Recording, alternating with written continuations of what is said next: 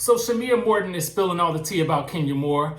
Kenya Moore is saying that she has all the receipts and she's going to expose the real villain on Real Housewives of Atlanta.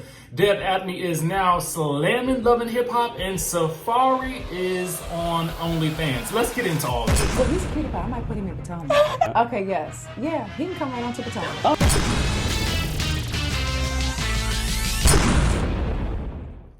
Y'all ready to get into this tea? It's your boy Richie Scott, back with another video, back with some more tea. Make sure you guys click the link in the description down below to get yourself some of this CBD tea. I don't know about you, but the first time I took this, I was looking like this. That was 2 years ago, and I'm trying to get back to that right now. Make sure you guys also join my texting community so you don't miss out on when we drop new video content, because sometimes these notifications don't go out until a little bit late. But make sure you also subscribe to the channel. Now let's get down and dirty into this tea.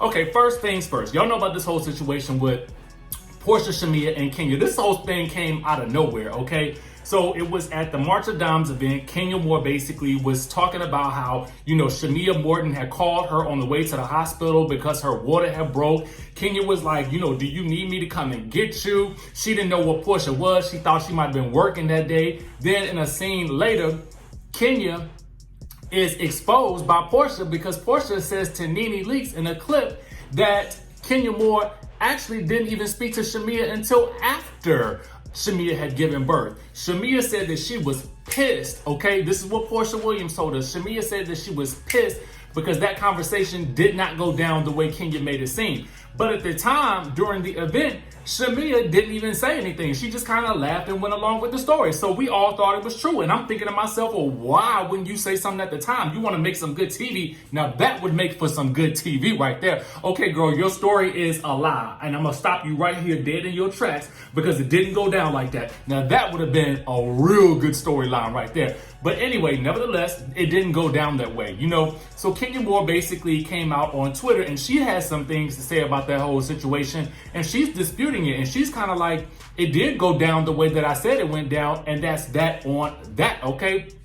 But Shamea Morton is basically saying, no boo, no, it didn't happen like that. And let me tell you what's going on. Let's get into this tea real quick, okay? So Shamea appears to be confirming Porsha's versions of events as she took to her Instagram page recently to deny Kenya's claims after a fan asked her why she would call Kenya of all people first, considering that she has closer relationships to the other women.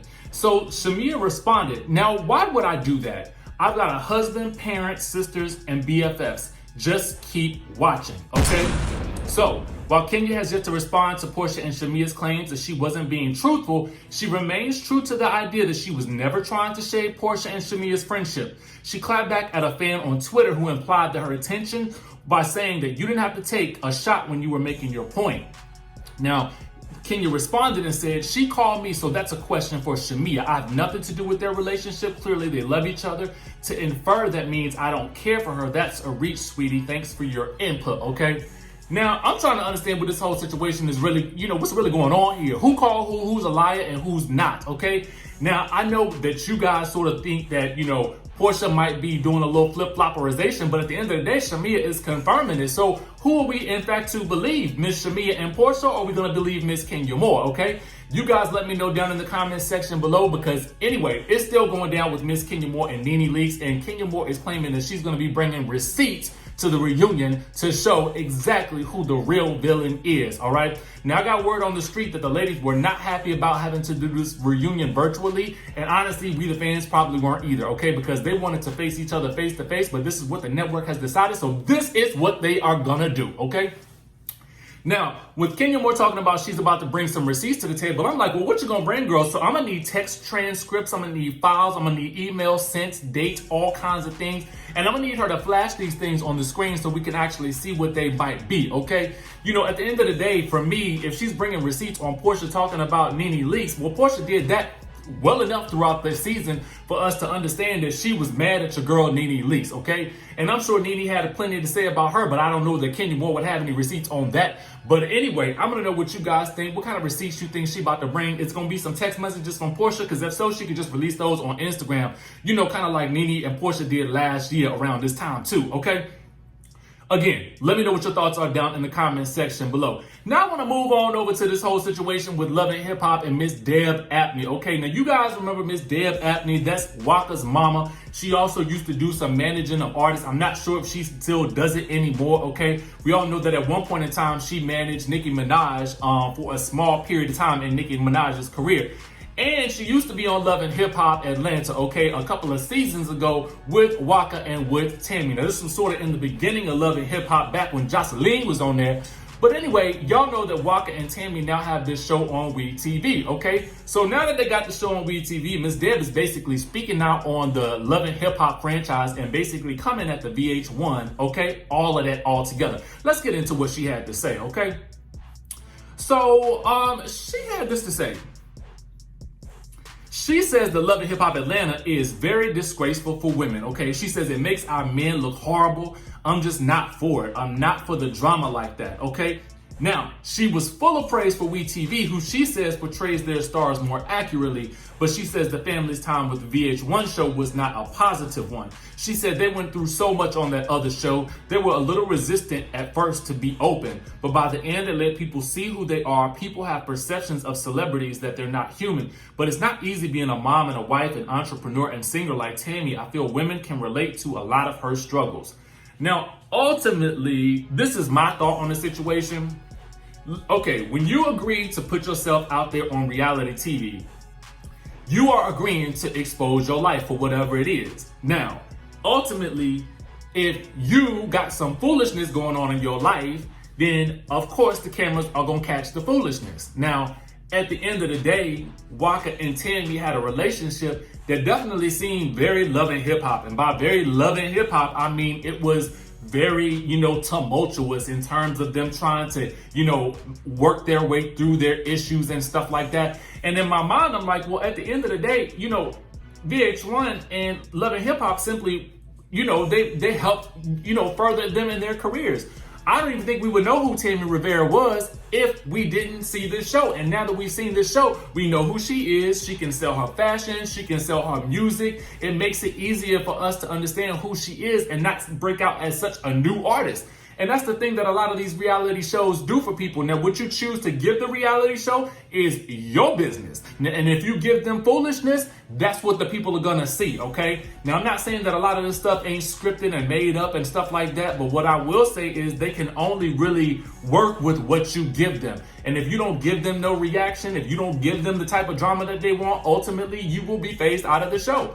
But then it's not for you, okay? And that's it, you know what I'm saying? So now that I've gotten through that, let me know if you guys are watching Waka and Tammy on WeTV. I have not, but let me know if I should be, okay? The next thing that we got to talk about is Mr. Safaree Samuels, and he is on the Good OnlyFans, okay? Now, most people, when he said that when he made the announcement, thought it wasn't true, okay? And Twitter was lighting him up for it, okay? And the reason for this is because he is a married man with a baby. So he got a whole wife, a whole child, but let's really talk about it. Just like the people was going off on Black China for charging people $950 for a FaceTime, at the end of the day, I feel like this. Now, would I do it with the wife and the child? No, I wouldn't, because I just feel like, at a certain point in time, when you get to a certain stage in your life, I feel like it's time to put your clothes on. You know what I'm saying? That's the time to put your clothes on. However, the fact of the matter is, people have already seen his junk on all the types of internet sites and everything like that. So for real, it ain't no secret at this point what he got. So in my mind, it's like, it's everybody in quarantine at this point, so you can't even work. So what you gonna do? You might as well make some money and monetize yourself. Honestly, if I'm thinking about it like this, I know a lot of people that talk about OnlyFans and they talk about how much money they make, and I be like, in my mind, I'm thinking to myself, do I need to be on there too? Do I need to be shaking and a jiving and a shucking and a jiving for, a couple of coins? But honestly, I'm gonna tell y'all the truth.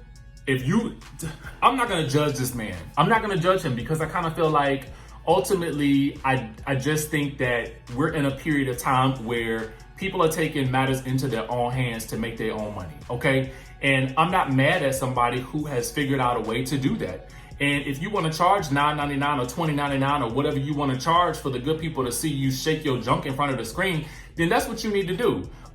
It just looks funny because you are a celebrity, you know what I'm saying? But ultimately, the celebrities got to make some money too during this period of time. And if that's the way you want to do it, chances are, if you got a fan base like that, half of them, probably 90% of those people are probably following him because they want to see him naked. I mean, I'm not really following his rap career like that. So at the end of the day, why not? Anyway, y'all let me know what y'all think about this stuff down in the comment section below. Make sure you guys hit that subscribe button, hit that notification bell button, and I'm gonna see you in the next video.